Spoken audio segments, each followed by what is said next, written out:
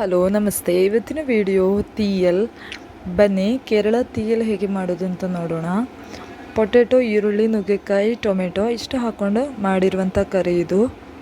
ಚಿಕನ್ಗಿಂತಲೂ tasty ಈ ತೀಯಲ್. ನಾನಿಲ್ಲಿ 1 ನುಗ್ಗೆಕಾಯಿ, 1 ಟೊಮೆಟೊ, 3 ಈರುಳ್ಳಿ ಮತ್ತು 2 ಪೊಟೆಟೊ ತೊಗೊಂಡಿದ್ದೀನಿ. ಮೊದಲಿಗೆ ಈರುಳ್ಳಿಯನ್ನು ಕಟ್ ಮಾಡ್ಕೊಳ್ಬೇಕು. ಸಣ್ಣಗೆ ಕಟ್ ಮಾಡ್ಕೊಳ್ಳಿ. ಈ ಥರ ಸ್ಲೈಸ್ ಆಗಿ ಕಟ್ ಮಾಡ್ಕೊಳ್ಬೇಕು. ಮತ್ತು ಪೊಟೆಟೊ ಈ ಥರ ಕಟ್ ಮಾಡ್ಕೊಳ್ಳಿ ತೆಳುವಾಗಿ. ನಂತರ ನಾವಿಲ್ಲಿ ಇದನ್ನ ಕುಕ್ಕರಲ್ಲೇ ಹಾಕ್ಕೊಂಡು ಬೇಯಿಸಿಕೊಳ್ಬೇಕು. ಕುಕ್ಕರಲ್ಲಿ ಬೆಂದಾಗ ಇದು ಚೆನ್ನಾಗಿ ಬೆಂದೊಡೆಯುತ್ತೆ. ಸೊ ಒಂದು 3ರಿಂದ 4 ಗ್ಲಾಸ್ನಷ್ಟು ನೀರು ಹಾಕ್ಕೊಂಡು ಕುಕ್ಕರಲ್ಲಿ ಬೇಯಿಸಿಕೊಳ್ಳಿ. ನಂತರ ನಮಗಿಲ್ಲಿ ಬೇಕಾಗಿರುವಂಥದ್ದು 1 ನಿಂಬೆಹಣ್ಣಿನ ಗಾತ್ರದಷ್ಟು ಹುಣಸೆ ಹಣ್ಣು. ಇದನ್ನ ನಾವು ನೀರು ಹಾಕ್ಕೊಂಡು ಸೋಕ್ ಮಾಡಿ ಇಟ್ಕೊಳ್ಬೇಕು. ಇಷ್ಟು ಸಾಕಾಗತ್ತೆ ನೋಡಿ. ಇದನ್ನ ನೀರು ಹಾಕ್ಕೊಂಡು ತೆಗೆದಿಟ್ಕೊಳ್ಳಿ. ನಂತರ ಇಲ್ಲಿ ತೆಂಗಿನ ತುರಿ. ನಾನಿಲ್ಲಿ 1 ತೆಂಗಿನಕಾಯಿಯ 3/4 ಭಾಗದಷ್ಟು ತೆಂಗಿನ ತುರಿ ತುರ್ಕೊಂಡಿದ್ದೀನಿ.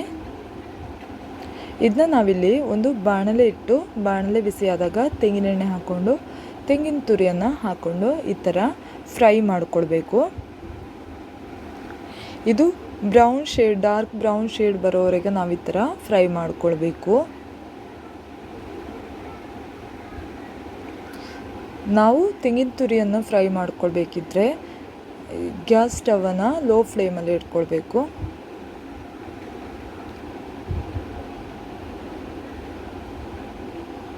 ನೋಡಿ, ಚೆನ್ನಾಗಿ ಈ ಥರ ಫ್ರೈ ಮಾಡ್ಕೊಳ್ಬೇಕು. ನಾವು ತರಕಾರಿಗಳಂದರೆ ಇಲ್ಲಿ ಹಾಗಲಕಾಯಿ ಮತ್ತು ಇದು ಸುವರ್ಣಗೆಡ್ಡೆ, ಜೀಗುಜ್ಜೆ, ದಿವಿ ಹಲಸು ಅಂತ ಹೇಳ್ತೀವಲ್ಲ ಅದು, ಮತ್ತು ಹಲಸಿನ ಬೀಜ ಇದನ್ನೆಲ್ಲ ಹಾಕ್ಕೊಂಡು ಈ ಥರ ತೀಯಲ್ ಮಾಡೋಕ್ಕಾಗತ್ತೆ. ತುಂಬ ಟೇಸ್ಟಿ ಇದು. ನೋಡಿ, ಇದು ಕಲರ್ ಚೇಂಜ್ ಆಗ್ತಾ ಬರ್ತಾ ಇದೆ. ನಾವು ಇಲ್ಲಿ ದೊಡ್ಡ ಕೆಲಸ ಅಂದರೆ ಈ ತೆಂಗಿನ ತುರಿಯನ್ನು ಈ ಥರ ಫ್ರೈ ಮಾಡಿಕೊಳ್ಳುವಂಥದ್ದು. ಇದನ್ನ ಹಾಗೆ ಇಟ್ಟರೆ ಇದು ಕರೆದೋಗುತ್ತೆ. ಸೊ ಆ ಕಡೆ ಈ ಕಡೆ ಮಗ್ಚ್ಕೊಳ್ಬೇಕು.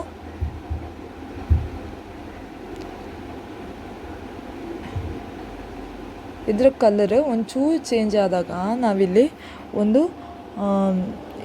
ಕರಿಬೇವು ಸೊಪ್ಪಿನ ಒಂದು ಲೇಯರ್ ತಗೊಂಡು ಹಾಕ್ಕೊಳ್ತಾ ಇದ್ದೀನಿ. ಕರಿಬೇವು ಸೊಪ್ಪು ಇದು ಚೆನ್ನಾಗಿ ಫ್ಲೇವರ್ ಕೊಡುತ್ತೆ.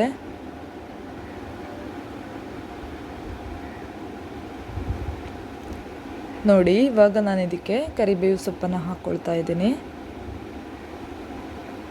ಕರಿಬೇವು ಸೊಪ್ಪು ಹಾಕ್ಕೊಂಡು ಇದನ್ನ ಫ್ರೈ ಮಾಡ್ಕೊಳ್ಳಿ.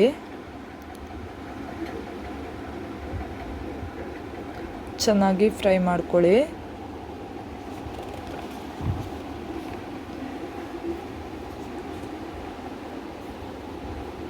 ಆ ಕಡೆ ಈ ಕಡೆ ಮಗ್ಚ್ಕೊಳ್ಬೇಕು.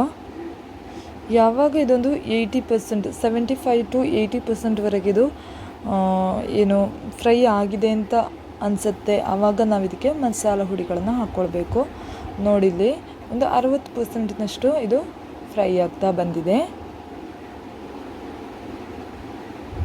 ಚೆನ್ನಾಗಿ ಆ ಕಡೆ ಈ ಕಡೆ ಮಗ್ಚ್ಕೊಳ್ಳಿ, ಇಲ್ಲಾಂದರೆ ಕರೆದೋಗುತ್ತೆ. ಕರೆದೋದ್ರೆ ಇದು ಕರಿ ಟೇಸ್ಟ್ ಬರಲ್ಲ, ಇದು ಕಹಿ ಆಗುತ್ತೆ. ನಾವಿವಾಗ ಇದಕ್ಕೆ ಮಸಾಲೆ ಹುಡಿಗಳನ್ನು ರೆಡಿ ಮಾಡಿ ಇಟ್ಕೊಳ್ಬೇಕು. ಮಸಾಲೆ ಹುಡಿಗಳನ್ನು ಹಾಕುವಾಗ ನಾವು ಸ್ಟವ್ ಬೇಕಿದ್ದರೆ ಆಫ್ ಮಾಡಿಕೊಂಡು ಇಟ್ಕೊಳ್ಬೋದು, ಇಲ್ಲಾಂದರೆ ಕರೆದೋಗುತ್ತೆ.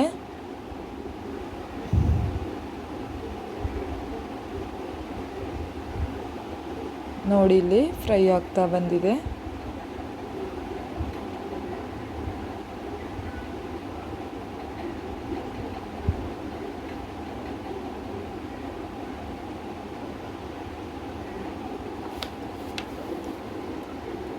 ಈ ಥರ ಫ್ರೈ ಮಾಡ್ಕೊಳ್ಳಿ.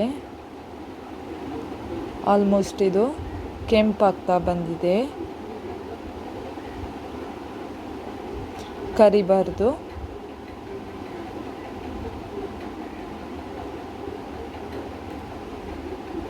ಇವಾಗ ನಾವು ಮಸಾಲ ಹುಡಿಗಳನ್ನು ರೆಡಿ ಮಾಡಿಕೊಳ್ಳುವ. 1 ಸ್ಪೂನಷ್ಟು ನಾನಿಲ್ಲಿ ಮೆಣಸಿನ ಹುಡಿ ಮತ್ತು 1/4 ಸ್ಪೂನಷ್ಟು ಅರಿಶಿನ ಪುಡಿ ಮತ್ತು 1 ಸ್ಪೂನ್ 1/4 ಟು 1.5 ಸ್ಪೂನಷ್ಟು ಧನಿಯಾ ಪುಡಿಯನ್ನು ಹಾಕ್ಕೊಳ್ಳುವಂಥದ್ದು. ಮೊದಲಿಗೆ ನಾನಿಲ್ಲಿ ಅರಿಶಿನ ಪುಡಿಯನ್ನು ಹಾಕ್ಕೊಂಡೆ 1/4 ಸ್ಪೂನಷ್ಟು. ಇನ್ನು 1 ಸ್ಪೂನಷ್ಟು ಮೆಣಸಿನ ಹುಡಿಯನ್ನು ಹಾಕ್ಕೊಳ್ಳುವ. ನಂತರ 1.5 ಸ್ಪೂನಷ್ಟು ಧನಿಯಾ ಪುಡಿಯನ್ನು ಹಾಕ್ಕೊಳ್ಳುವ. ನಂತರ ಈ ಥರ ಮಗ್ಚ್ಕೊಳ್ಬೇಕು. ಚೆನ್ನಾಗಿ ಮಗ್ಚ್ಕೊಳ್ಳಿ. ಇದರ ಹಸಿ ವಾಸನೆ ಹೋಗಬೇಕು. ಮತ್ತು ಇದನ್ನ ಪುಡಿಗಳನ್ನು ಹಾಕಿ ಇಟ್ಟರೆ ಅದು ಕರ್ದೋಗುತ್ತೆ. ಸೊ ಆ ಕಡೆ ಈ ಕಡೆ ಚೆನ್ನಾಗಿ ಮಿಕ್ಸ್ ಮಾಡಿಕೊಳ್ಬೇಕು. ಆಲ್ಮೋಸ್ಟ್ ಇದು ರೆಡಿಯಾಗಿದೆ. ನಾವು 2 ನಿಮಿಷದವರೆಗೆ ಇದನ್ನ ಕುಕ್ಕರಲ್ಲಿ ಬೇಯಿಸಿಟ್ಟಿರುವಂತಹ ತರಕಾರಿಗಳನ್ನು ನಾವೊಂದು ಪಾತ್ರೆಗೆ ಹಾಕಿ ಮತ್ತೆ ಸ್ಟವ್ ಆನ್ ಮಾಡಿಕೊಂಡು ಬೇಯಿಸಿಕೊಳ್ಳುವ. ಇವಾಗ ಇದಕ್ಕೆ ನಾವಿಲ್ಲಿ ಕಟ್ ಮಾಡಿಟ್ಟಿರುವಂತಹ ನುಗ್ಗೆಕಾಯಿ ಮತ್ತು 1 ಟೊಮೆಟೊವನ್ನು ಹಾಕ್ಕೊಳ್ಬೇಕು. ನೋಡಿಲಿ, ಜಾಸ್ತಿ ನೀರು ಹಾಗಿಲ್ಲ. ನುಗ್ಗೆಕಾಯಿ ಮತ್ತು ಟೊಮೆಟೊ ಹಾಕ್ಕೊಳ್ತಾ ಇದ್ದೀನಿ. ನಂತರ ರುಚಿಗೆ ತಕ್ಕಷ್ಟು ಉಪ್ಪನ್ನು ಹಾಕ್ಕೊಳ್ಳಿ. ಇವಾಗ ಉಪ್ಪು ಹಾಕ್ಕೊಂಡು ಇದನ್ನ ಮುಚ್ಚಿಟ್ಟು ಬೇಯಿಸಿಕೊಳ್ಬೇಕು. ಒಂದು 8 ರಿಂದ 10 ನಿಮಿಷ ಸಾಕಾಗತ್ತೆ. ಅದರೊಳಗಡೆ ಇದು ಬೆಂದು ಸಿಗತ್ತೆ. ನೋಡಿ, ಇದು ಆಲ್ಮೋಸ್ಟ್ ಬೆಂದಿದೆ. ಇವಾಗ ನಾವಿಲ್ಲಿ ರೆಡಿ ಮಾಡಿಟ್ಟಿರುವಂತಹ ಹುಣಸೆ ಹಣ್ಣಿನ ನೀರನ್ನು ಹಾಕ್ಕೊಳ್ಬೇಕು. ಹುಣಸೆ ಹಣ್ಣನ್ನು ಚೆನ್ನಾಗಿ ಹಿಂಡಿ ಅದರ ರಸವನ್ನು ಹಾಕ್ಕೊಳ್ಳಿ.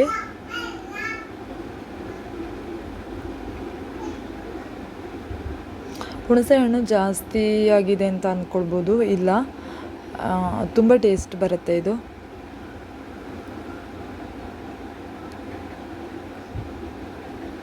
ಇವಾಗ ಇದನ್ನ ಮಿಕ್ಸ್ ಮಾಡಿಕೊಳ್ಬೇಕು.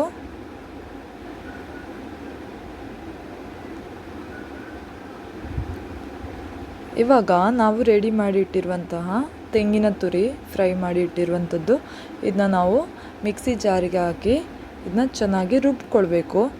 ನಾವಿಲ್ಲಿ ಇದನ್ನ ಫಸ್ಟಿಗೆ ಏನು ಮಾಡಬೇಕು, ನೀರು ಹಾಕ್ದೇನೆ ಇದನ್ನ ಚೆನ್ನಾಗಿ ರುಬ್ಕೊಳ್ಳಿ.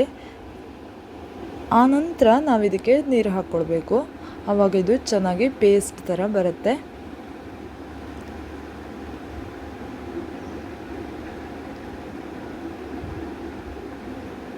ನಾನಿಲ್ಲಿ ಇದನ್ನ ರುಬ್ಕೊಳ್ತಾ ಇದ್ದೀನಿ. ನೋಡಿ,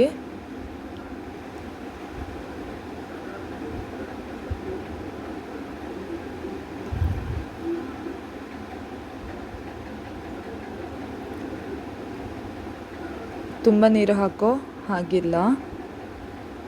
ನೋಡಿ, ಇಲ್ಲಿ ತುಂಬ ಸ್ಮೂತಿ ಥರ ಬಂದಿದೆ. ನೋಡಿ, ಇಲ್ಲಿ ಇದನ್ನ ನಾವಿವಾಗ ಹಾಕ್ಕೊಳ್ಳುವ. ಬೇಯಿಸಿಟ್ಟ ತರಕಾರಿಗಳಿಗೆ ಹಾಕ್ಕೊಳ್ಳುವ.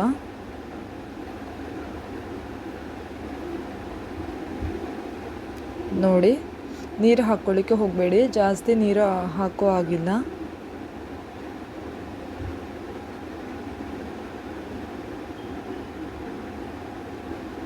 ಇವಾಗ ಸ್ಟವ್ನ ಹೈ ಫ್ಲೇಮಲ್ಲಿ ಇಟ್ಕೊಂಡು ಇದನ್ನ ಕುದಿಸಬೇಕು ಚೆನ್ನಾಗಿ.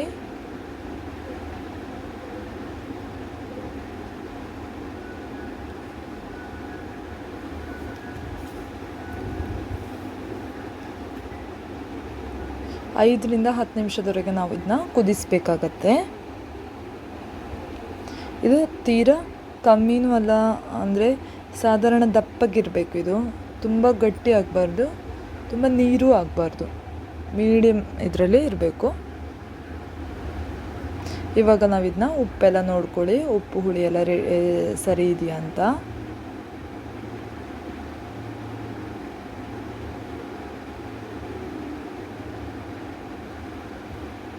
ಒಂಚೂರು ಉಪ್ಪು ಕಡಿಮೆ ಇದೆ, ನಾನಿಲ್ಲಿ ಹಾಕ್ತಾ ಇದ್ದೀನಿ. ನಂತರ ಈ ಥರ ಚೆನ್ನಾಗಿ ಬೇಯಿಸಿಕೊಳ್ಳಿ.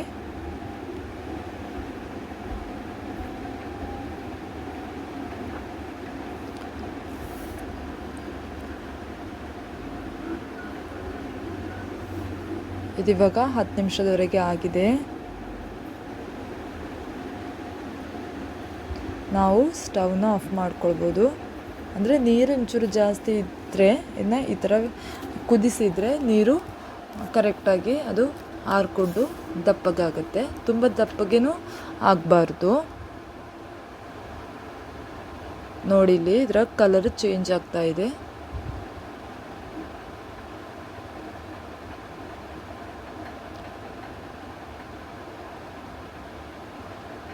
ಇದಿವಾಗ ರೆಡಿ ಆಗಿದೆ.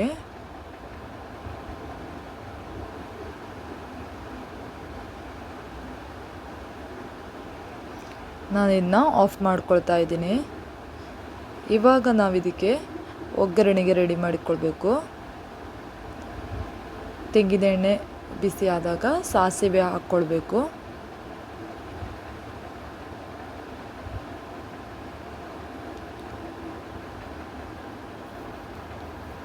ಸಾಸಿವೆ ಹೊಡೆದ ನಂತರ ನಾನಿಲ್ಲಿ ಮೆಣಸನ್ನು ತಗೊಳ್ತಾ ಇದ್ದೀನಿ.